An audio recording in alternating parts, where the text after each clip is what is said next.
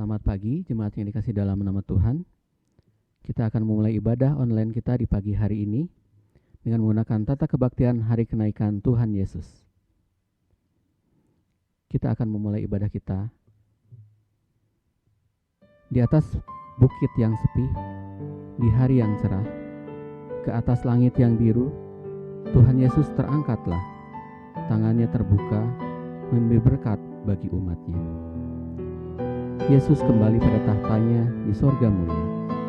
Karya penyelamatannya di bumi sudah sempurna. Dialah Raja Maha Besar, Raja alam semesta. Kuakui dengan iman, dialah juru selamatku. Kuabdikan diri ini kepada Tuhan dan Rajaku. Firman-Nya akan kutaati terus, itulah janjiku. Jemaat diundang untuk bangkit berdiri. Kita akan memuji Tuhan dari PKJ nomor 168, baitnya yang pertama.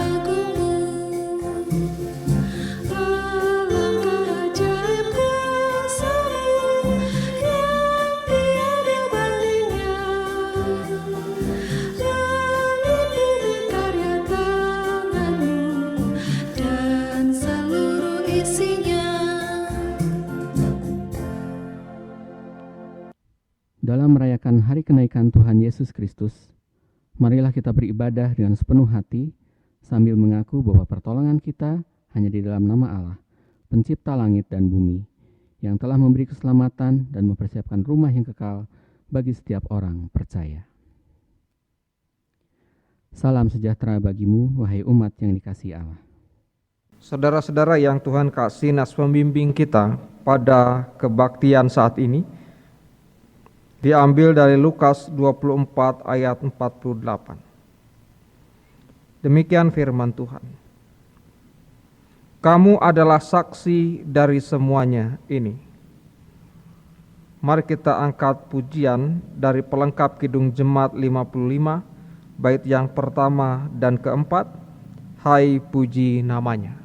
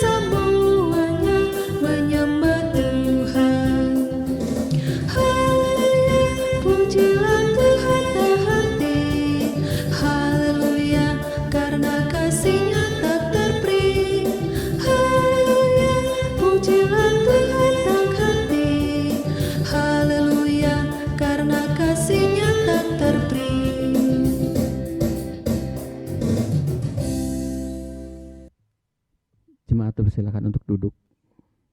Kita akan memasuki litani syukur.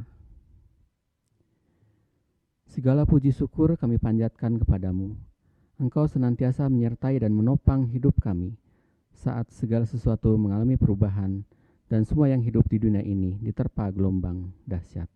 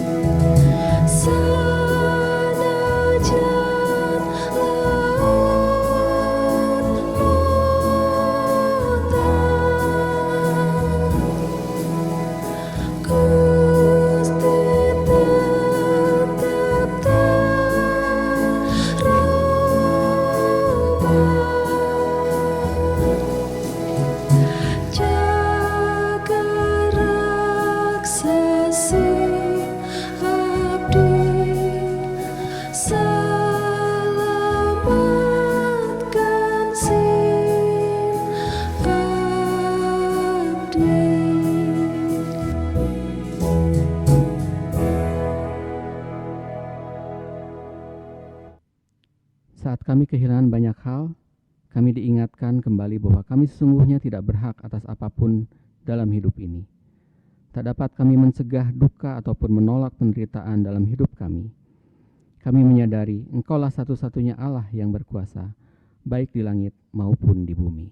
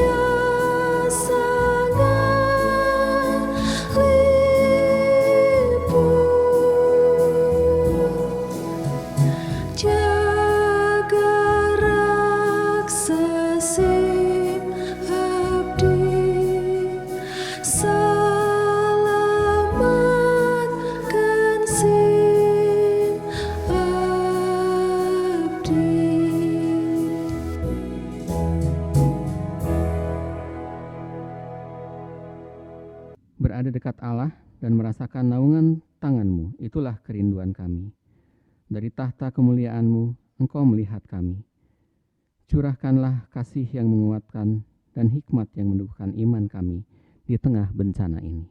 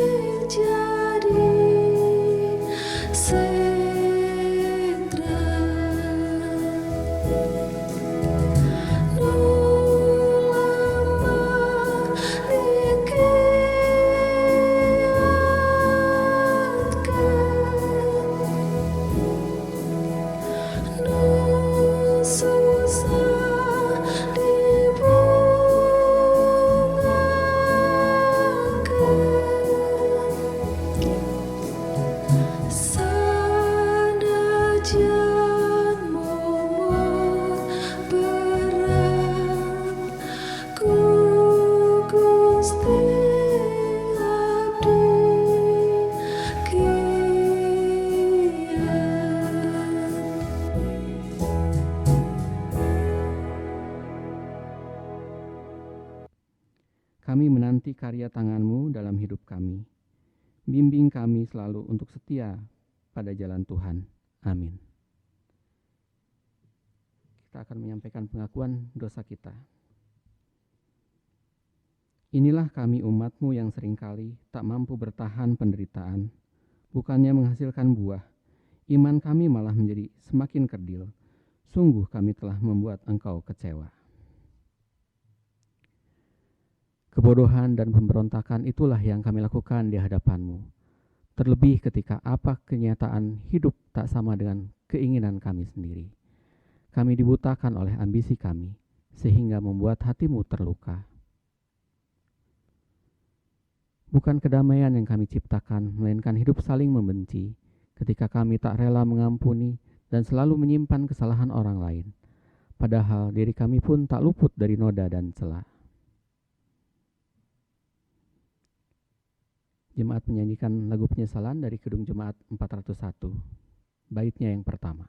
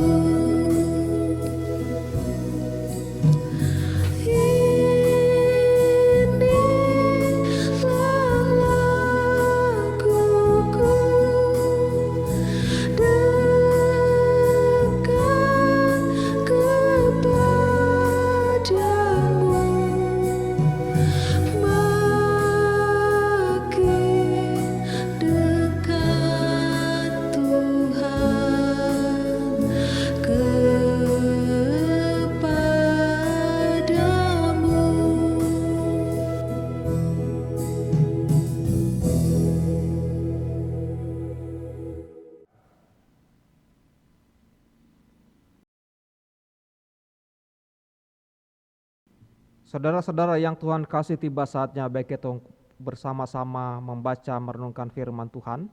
Sebelumnya saya mengajak kita untuk berdoa.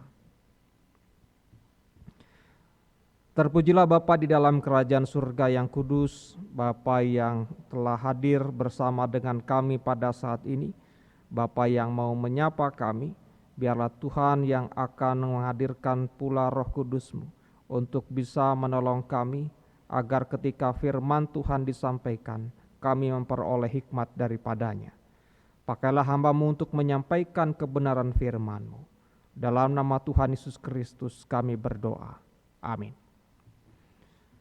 Bapak Ibu saudara-saudara yang Tuhan kasihi, kita akan merenungkan firman Tuhan di hari kenaikan Tuhan Yesus Kristus ke surga pada saat ini. Pembacaan Alkitab diambil dari Lukas pasal 24, ayat 44 sampai 53. Demikian firman Tuhan. Ia berkata kepada mereka, "Inilah perkataanku yang telah kukatakan kepadamu ketika aku masih bersama-sama dengan kamu, yakni bahwa harus digenapi semua yang ada tertulis tentang aku di dalam kitab Taurat Musa, dan kitab nabi-nabi, dan kitab Mazmur." Lalu ia membuka pikiran mereka, sehingga mereka mengerti kitab suci. Katanya kepada mereka, "Ada tertulis demikian, Mesias harus menderita dan bangkit dari antara orang mati pada hari yang ketiga. Dan lagi, dalam namanya berita tentang pertobatan dan pengampunan dosa harus disampaikan kepada segala bangsa mulai dari Yerusalem. Kamu adalah saksi dari semuanya ini. Dan aku akan mengirim kepadamu apa yang dijanjikan Bapakku. Tetapi kamu harus tinggal di dalam kota ini sampai kamu diperlengkapi dengan kekuasaan dari tempat tinggi." Lalu Yesus membawa mereka keluar kota sampai dekat Betania. Di situ ia mengangkat tangannya dan memberkati mereka. Dan ketika ia sedang memberkati mereka, ia berpisah dari mereka dan terangkat ke surga. Mereka sujud menyembah kepadanya. Lalu mereka pulang ke Yerusalem dengan sangat bersukacita.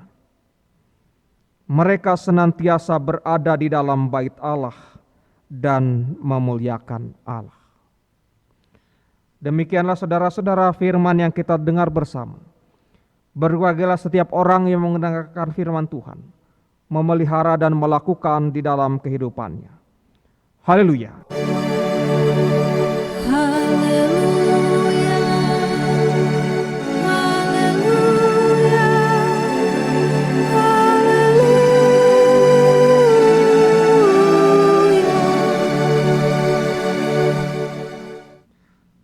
Saudara-saudara yang Tuhan kasihi, di hari kenaikan Tuhan Yesus Kristus ke surga, kita akan merenungkan firman Tuhan dengan tema Yesus naik ke surga dan kita menjadi saksinya.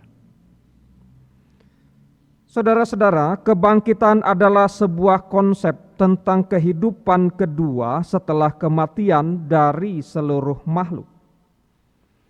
Konsep ini ada di dalam ajaran agama Yahudi, Kristen, dan agama lainnya. Sebelum Yesus terangkat dan naik ke surga, di hari kebangkitannya Yesus menampakkan diri 5 kali kepada manusia. Yaitu saudara-saudara, yang pertama kepada Maria Magdalena saat dia sedang sendirian di taman dalam Yohanes 20 ayat 14.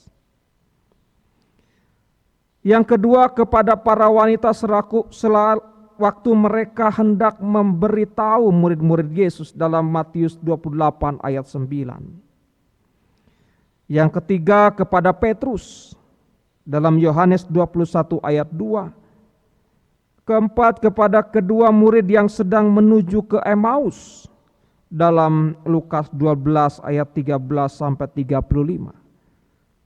Dan yang kelima, kini di malam harinya kepada ke-11 murid seperti yang diceritakan dalam ayat-ayat di atas. Dan yang juga dicatat dalam Yohanes 20 ayat 19. Saudara-saudara, peristiwa menampakkan diri Yesus Kristus yang kelima terjadi di Yerusalem, di sebuah rumah yang dikunci rapat-rapat pintunya. Pada waktu itu para murid sedang berada dalam kebingungan. Mereka mungkin sedang mendiskusikan fakta-fakta atau bukti-bukti tentang kebangkitan Yesus. Apakah fakta dan bukti yang mereka temukan itu sudah cukup untuk disampaikan kepada orang banyak di luar sana? Dan tiba-tiba saudara-saudara, Yesus hadir di tengah-tengah mereka. Melalui kehadirannya, saudara-saudara, Yesus tidak membiarkan para murid berada dalam kebingungan terus-menerus. Ia menyuruh mereka untuk melihat dan meraba bekas luka di tangan dan kakinya. Lalu ia memakan sepotong ikan goreng untuk meyakinkan mereka. Tindakan Yesus ini memperlihatkan bahwa tubuh kebangkitannya benar-benar memiliki aspek fisik. Kebangkitannya adalah kebangkitan manusia seutuhnya, yaitu melibatkan tubuh yang berdaging dan bertulang. Dengan bukti yang Yesus tunjukkan, para murid tidak bisa lagi tidak percaya kepada kebangkitan Yesus. Walaupun nampaknya mereka tidak pernah berharap Yesus akan bangkit dan hidup.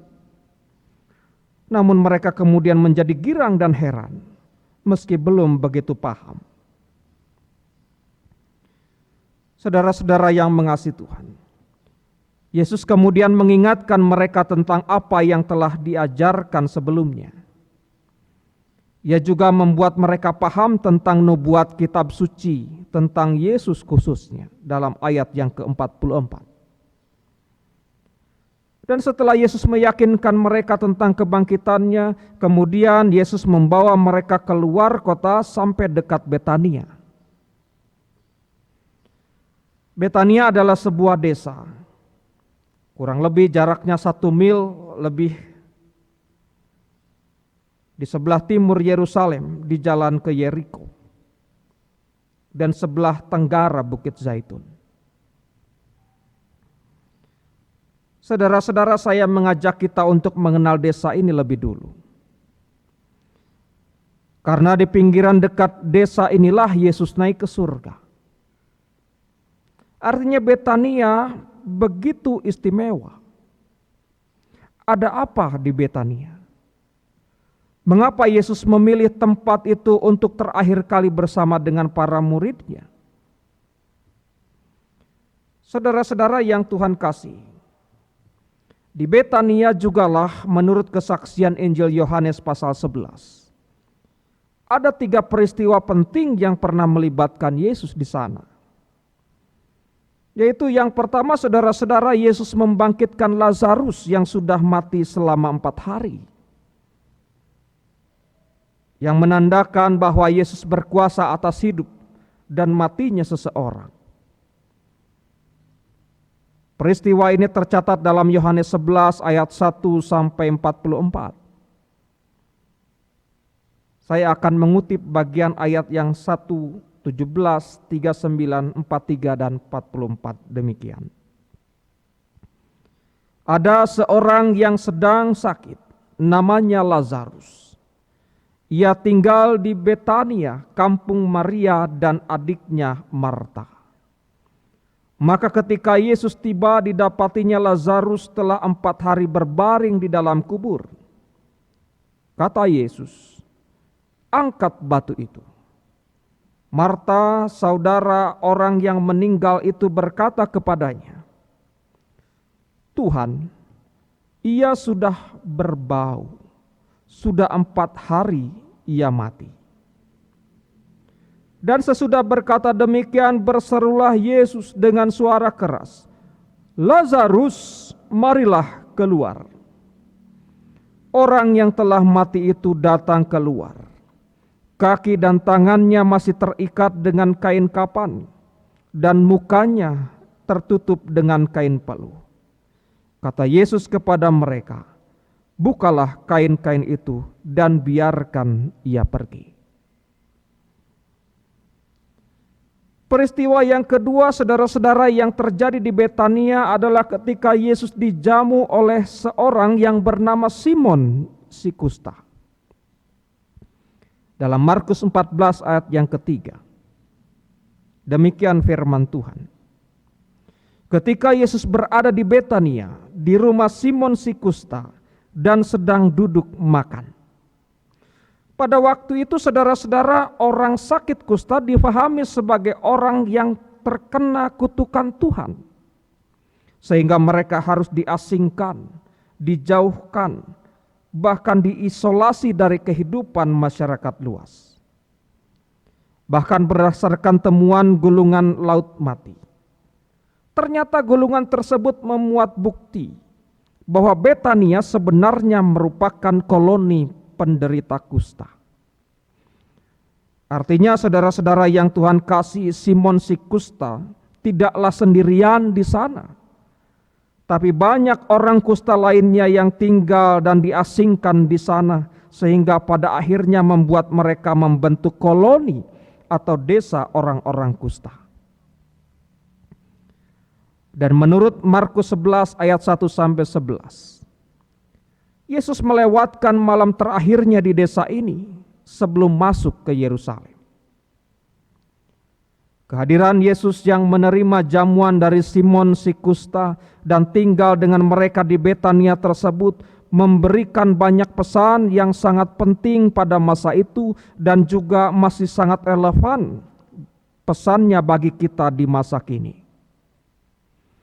Antara lain, saudara-saudara, Yesus hadir ada di antara mereka yang menderita, yang tersisih, termarginalkan.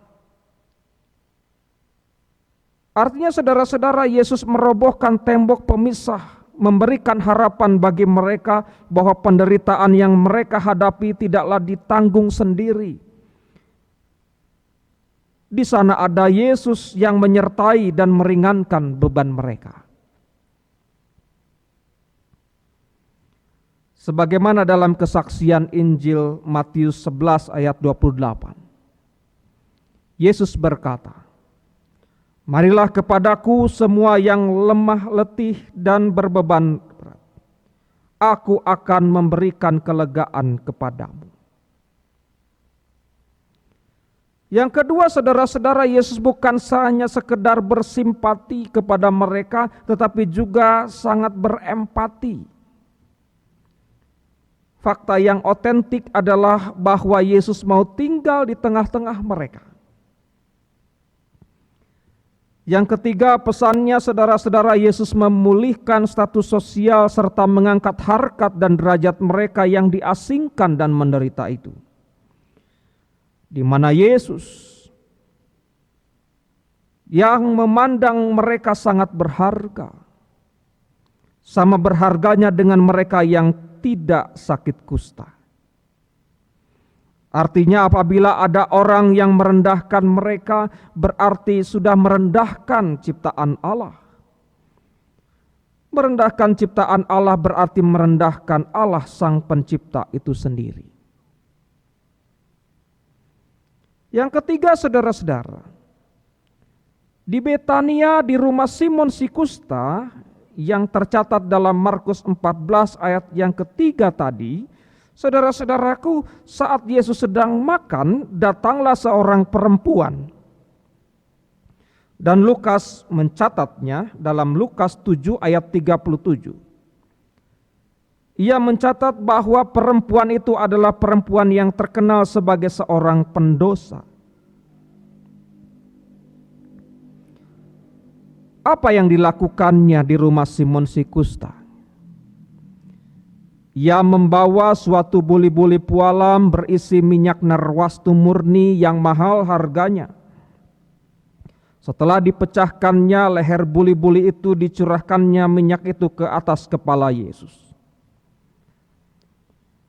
Peristiwa peminyakan ini dimaknai Yesus sebagai persiapan kematiannya. Hal tersebut ditulis dalam Markus 14 ayat yang ke-8. Ia telah melakukan apa yang dapat dilakukannya. Tubuhku telah diminyakinya sebagai persiapan untuk penguburanku. Itulah Bapak Ibu Saudara-saudara 3 peristiwa penting di Betania. Yang pertama, Lazarus dibangkitkan Yesus. Yang kedua, Simon si kusta menjamu makan Yesus.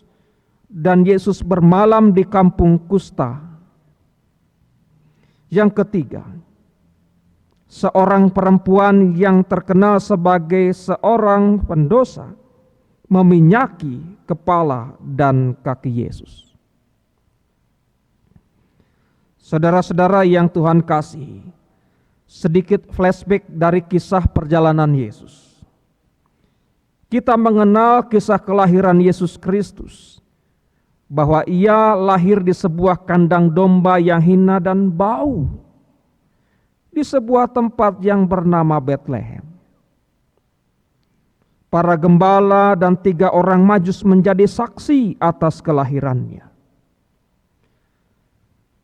Kemudian Yesus hidup mengembara bersama para muridnya yang sederhana, melakukan banyak karya ilahi, menolong yang kesulitan, memulihkan yang sakit, menyadarkan yang sesat, mengusir roh jahat, membangkitkan orang mati, mencari orang-orang yang hilang dan sesat, menenangkan alam yaitu air yang bergelora, mengajari, menasihati, menyambut anak-anak, mengampuni orang berdosa, mengasihi siapapun termasuk atas mereka yang membencinya, serta melakukan banyak mujizat. Dan menurut Yesus merekalah, yaitu para murid yang saat itu hanya sebagai nelayan saja, merekalah yang menjadi saksi atas karya-karyanya tersebut. Sekarang saudara-saudara, ketika ia mau naik ke surga, ia tinggal dulu di antara orang-orang yang sakit kusta. Tentu Yesus hadir di sana bukan sekedar numpang menginap. Bisa jadi saudara-saudara ia pun mengajari mereka, menenangkan mereka, meneguhkan iman mereka, menguatkan keyakinan mereka kepada Allah. Dan mereka juga bisa dikategorikan menjadi saksi-saksi terakhir kehidupan Yesus di dunia. Yang keempat, saudara-saudara, pesan yang keempat, kehadiran Yesus di rumah Simon si kusta, bahkan di antara koloni orang kusta, yaitu seperti tertulis dalam Markus 14 ayat yang ke-7.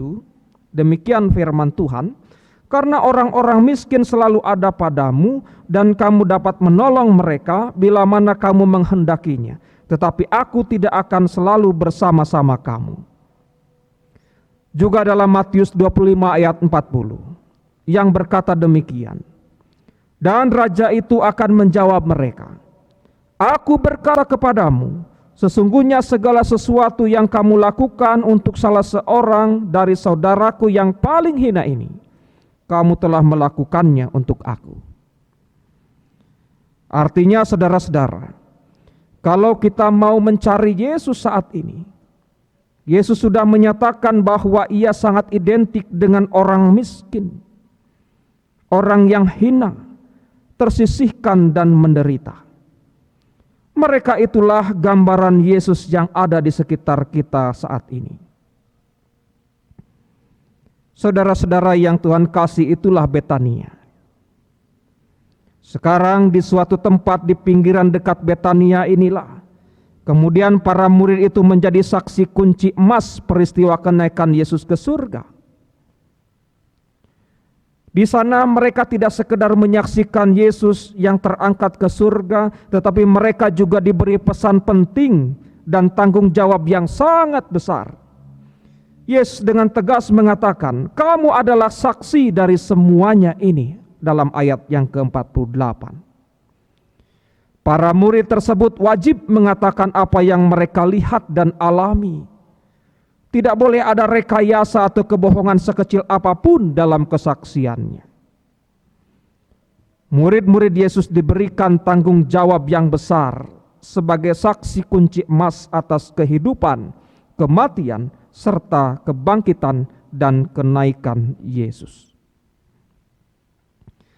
Selanjutnya, saudara-saudara yang Tuhan kasih, atas semua tugas tersebut para murid diberi tanggung jawab untuk mengemban misi Allah dengan menjadi saksi yang memberitakan pertobatan dan pengampunan kepada segala bangsa, dalam ayat yang ke-46 sampai 48. Lalu Yesus Kristus memberkati mereka, menggambarkan berita atau mengabarkan berita kebangkitan, kenaikan dan keselamatan dalam Yesus adalah sebuah pekerjaan yang tidak ringan. Karena itu saudara-saudara yang Tuhan kasih, untuk para murid Yesus memberikan penolong, yaitu Roh Kudus, dalam ayat yang ke-49. Lalu bagaimana reaksi para murid? Lukas 24 ayat 51 sampai 53. Mengatakan demikian. Dan ketika ia sedang memberkati mereka, ia berpisah dari mereka dan terangkat ke surga. Mereka sujud menyembah kepadanya. Lalu mereka pulang ke Yerusalem dengan sangat bersukacita. Mereka senantiasa berada di dalam bait Allah dan memuliakan Allah. Pencurahan Roh Kudus digenapi dalam Kisah Para Rasul 2. Dengan taat, saudara-saudara, murid-murid menanti di Yerusalem datangnya Roh Kudus, sesuai dengan yang dijanjikan oleh Yesus Kristus dalam ayat 52. Sekarang Bapak Ibu saudara-saudara yang mengasihi Tuhan, apa pesan firman Tuhan ini bagi kita? Berbicara mengenai saksi, saksi adalah seorang yang mempunyai informasi tangan pertama mengenai suatu kejadian melalui indera mereka, misalnya penglihatan, pendengaran, penciuman, ataupun sentuhan. Dan kita dikatakan sebagai saksi kebangkitan dan kenaikan Yesus Kristus. Walaupun kita tidak melihatnya, kita tidak menyentuhnya, tapi kita mendengar kisah tersebut dan percaya. Yohanes 20 ayat 29 mengatakan demikian. Karena engkau telah melihat aku, maka engkau percaya. Berbahagialah mereka yang tidak melihat namun percaya. Yang pertama, saudara-saudara, menjadi saksi Kristus sesungguhnya bukan sekedar tugas atau kewajiban sebagai orang yang sudah berjumpa, artinya sudah menyatakan iman percayanya kepada Yesus Kristus. Seharusnya saudara-saudara kita terdorong untuk berbagi sukacita itu kepada sesama kita. Berita kebangkitan dan kenaikan Yesus bukan sekedar berita yang dirahasiakan atau disembunyikan, melainkan harusnya disaksikan kepada seluruh dunia. Kebangkitan dan kenaikan Yesus Kristus tidak hanya mensahkan fakta bahwa pengampunan dosa berlaku bagi manusia di segala bangsa, tetapi juga mengarahkan kita sebagai umat yang telah percaya kepadanya kepada pertobatan. Sampaikanlah kepada semua orang bahwa di dalam Yesus Kristus yang bangkit dan naik ke surga, dosa tidak lagi menjadi penghalang persekutuan manusia dengan Allah. Yang kedua, saudara-saudara yang Tuhan kasih, di tengah hidup yang sulit ini, sebenarnya iman kita sedang diuji. Seberapa besar iman kita kepada Yesus yang telah naik ke surga itu? Sebab tidak mustahil, saudara-saudaraku, keraguan akan kuasa Yesus telah menyasar hati kita, mulai menggoyang kalbu, dan mulai meretakkan iman, serta mungkin ada yang sudah roboh tembok imannya. Ingatlah pengajaran Yesus pada para murid tadi. Saat mereka ragu soal kebangkitan Yesus, Yesus mengirim pesan, jangan ragu, melainkan percayalah. Jadi pesan itu juga berlaku untuk kita. Dalam keadaan sesulit apapun, saudara-saudara, pikiran kita jangan sampai bercabang. Niat kita tidak boleh, saudara-saudara, tidak tulus lagi.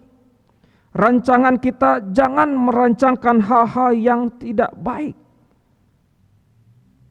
Mata kita harus memandang kepada Yesus, jangan beralih dari Yesus. Dan derap kaki kita tidak boleh ke tempat yang lain yang tidak sesuai dengan apa yang Tuhan inginkan. Mari saudara-saudara, saat sulit ini kita bersama-sama teguhkan iman, bulatkan tekad, mantapkan langkah menuju hari esok yang lebih baik. Hari esok yang lebih baik bersama dengan Yesus. Yakini itu sebagai wujud kesaksian bagi banyak orang. Yakinlah saudara-saudara, Yesus Kristus lebih berkuasa atas segala kesulitan dan kuasanya lebih besar atas segala pergumulan yang sedang kita hadapi, yang sedang gereja gumuli, yang sedang bangsa Indonesia bahkan bangsa-bangsa di dunia hadapi saat ini. Beranikah kita mengatakan di masa pandemik ini, Jesus is the answer. Yesus adalah jawaban. Tuhan Yesus menolong saudara. Amin. Bapak Ibu saudara-saudara yang Tuhan kasihi, saya mengajak kita untuk menaikkan doa syafaat yang nanti akan kita akhiri dengan bersama-sama mengucapkan doa Bapa kami. Mari kita berdoa. Benar Tuhan, apa yang telah disaksikan oleh firman-Mu ini. Kenaikan Yesus ke surga adalah sebuah bukti nyata betapa Yesus benar-benar bangkit, hidup, dan berada di dalam kuasa Allah. Ini juga mensyaratkan kepada kami bahwa kami yang percaya janganlah beralih dari kepercayaan kami. Bapa dalam surga, Kami diajak oleh firman Tuhan untuk menjadi saksi atas perjalanan kehidupan Yesus sampai dengan kenaikannya. Berikanlah kemampuan kepada kami untuk melakukan kehendak-Mu. Saat ini kami berdoa bagi saudara-saudara kami, mereka yang berada di dalam pergumulan kehidupannya. Berikanlah ya Tuhan jalan yang terbaik bagi mereka untuk keluar dari kesulitannya. Berikan kemampuan kepada mereka untuk bisa mengatasi pergumulannya. Kasihi mereka ya Bapa, terutama saudara-saudara kami yang terkena imbas dari adanya virus yang mematikan saat ini. Bapa dalam surga, kami berdoa bagi segenap umat-Mu, kami yang bergumul di rumah kami masing-masing, kami yang bergumul juga dengan pekerjaan, dengan penghidupan kami yang semakin hari semakin sulit karena keterbatasan aktivitas yang bisa kami lakukan. Tuhan, tolong kami. Jangan tinggalkan kami di dalam kesulitan kami. Saat ini ya Bapa, kami juga berdoa bagi setiap orang yang berupaya untuk menyelesaikan tugas tanggung jawab mereka dalam menangani peristiwa atau virus COVID-19 ini. Berkatilah ya Tuhan, anugerahkanlah kebaikan dan kesehatan bagi mereka sekalian. Kami juga berdoa untuk pelayanan kesaksian dan diakonia di jemaat kami masing-masing. Tuhan berkati di dalam kehidupan pelayanan diakonia, agar semua orang terbantu, semua orang boleh merasakan kehadiran gereja-Mu. Kami juga berdoa bagi kedamaian dan kesejahteraan seluruh warga negara Indonesia di Hari Kebangkitan Nasional pada tanggal 20 Mei. Berkati bangsa ini, biarlah rasa nasionalisme bangsa ini benar-benar tumbuh, berakar dan berbuah di antara anak-anak bangsa. Kami juga berdoa bagi jemaat-jemaat Tuhan di Klasis Jakarta. Berkatilah mereka, pakailah Tuhan mereka sekalian sebagai saluran berkat bagi kemuliaan nama-Mu. Bapa dalam surga, jikalau sebentar kami akan kembali ke tengah-tengah rutinitas kami, berkatilah kehidupan kami selanjutnya. Dalam nama Tuhan Yesus Kristus doa ini kami sampaikan. Dalam Kristus pula kami hendak bersama-sama menaikkan doa Bapa kami seperti demikian. Bapa kami yang di surga, dikuduskanlah nama-Mu, datanglah kerajaan-Mu, jadilah kehendak-Mu, di bumi seperti di surga. Berikanlah kami pada hari ini makanan kami yang secukupnya, dan ampunilah kami akan segala kesalahan kami, seperti kami juga telah mengampuni orang yang bersalah kepada kami.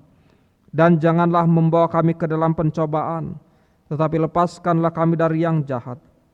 Karena Engkaulah yang mempunyai kerajaan dan kuasa dan kemuliaan sampai selama-lamanya. Amin.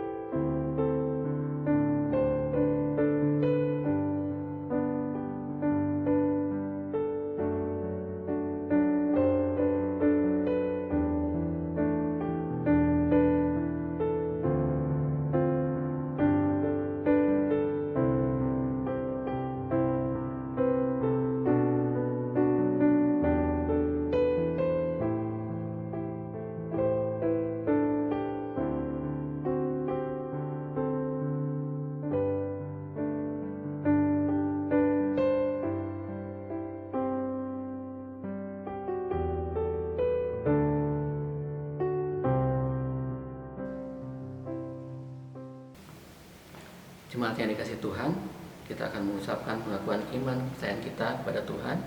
Untuk itu jemaat diundang untuk bangkit berdiri.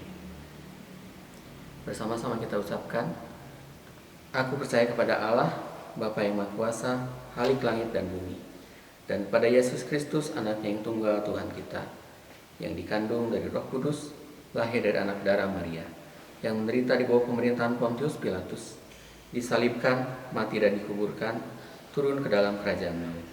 Pada hari yang ketiga, bangkit pula dari antara orang mati, naik ke surga, duduk sebelah kanan Allah, Bapa yang Maha Kuasa, dan akan datang dari sana untuk menghakimi orang yang hidup dan yang mati.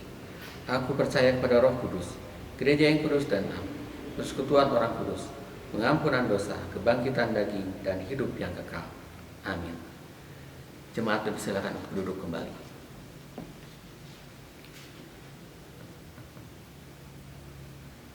Kini tibalah saatnya bagi kita untuk memberikan persembahan syukur kita kepada Tuhan. Namun sebelumnya kita akan mendengarkan firman Tuhan yang melandasi syukur kita di pagi hari ini, yang terambil dari 1 Tawarikh 16 ayatnya yang ke-8, yang berkata demikian. Bersyukurlah kepada Tuhan, panggillah namanya, perkenankanlah perbuatannya di antara bangsa-bangsa.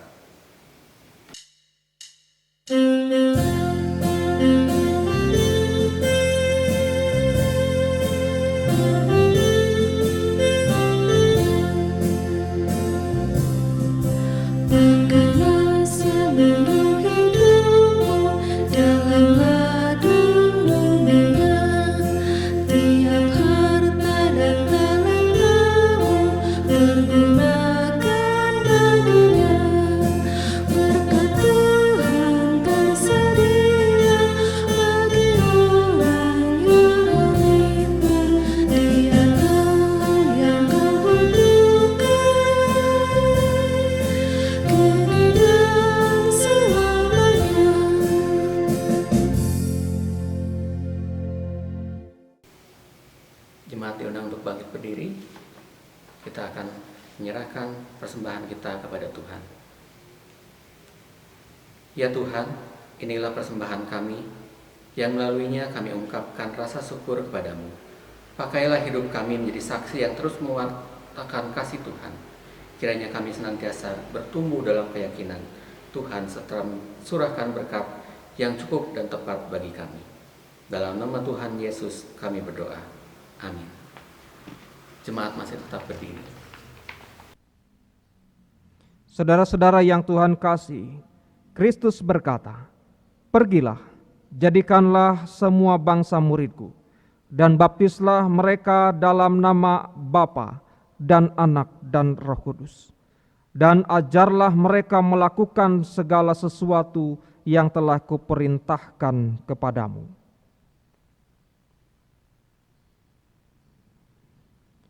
Berjalanlah dengan sukacita yang datang dari Tuhan. Penuhilah dunia dengan kebaikan dan wujudkan damai sejahtera bagi segenap ciptaan.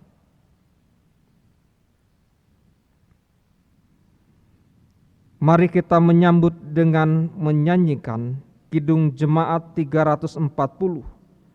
Hai bangkit bagi Yesus, bait yang pertama dan ketiga.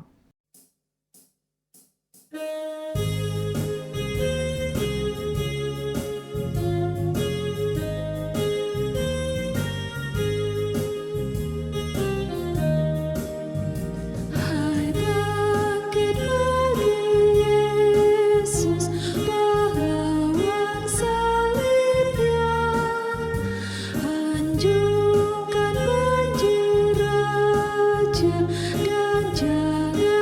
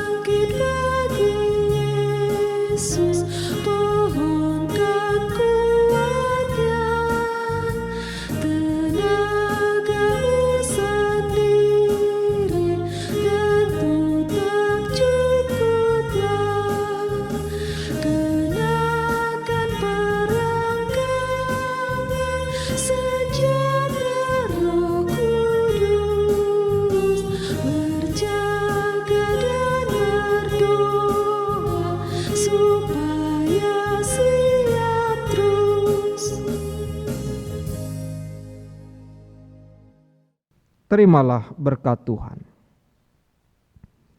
Kasih dari Allah memberi sukacita dan damai sejahtera.